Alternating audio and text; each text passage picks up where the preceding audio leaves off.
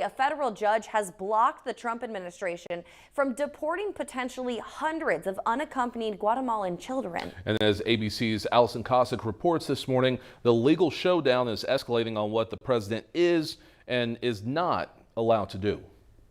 The Trump administration now says more than 600 Guatemalan children who were held on board planes in Texas as their attorneys worked to stop their deportation from the U.S. have now been taken off those planes and returned to the custody of the Office of Refugee Resettlement. Their attorneys arguing the administration violated their rights to due process and ignored protections for minors who crossed the border alone. It's just heartbreaking, and it defies any reason or logic, the cruelty of the most powerful, the richest country in the world, going after a 7-year-old and preventing him from even talking to a judge about his immigration case. A federal judge stepped in on Sunday afternoon, grounding the flights and ordering the government to stop any effort to transfer, repatriate, remove, or otherwise facilitate the transport of those children. Imagine the position of the children inside those planes today.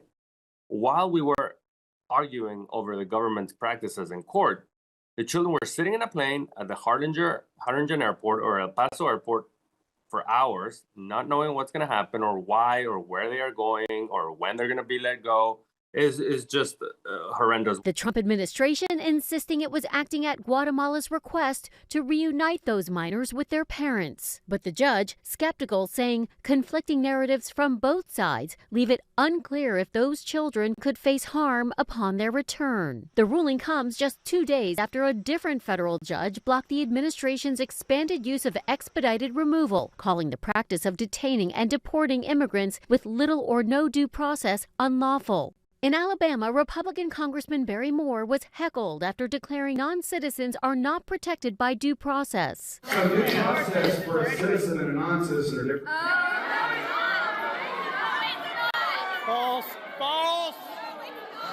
Lies. The president has been ramping up on his immigration crackdown. Officials telling ABC News the administration plans to surge immigration enforcement operations in Chicago as early as this week. The city's mayor pushing back. We will not have our police officers, who are working hard every single day to drive down crime, deputized to do traffic stops and checkpoints for the president. Mass deportations were a key campaign promise of the president, and he is now planning on sending federal law enforcement, sometimes supported by the National Guard, to largely Democratic-run states and cities. Allison Cossack, ABC News, New York.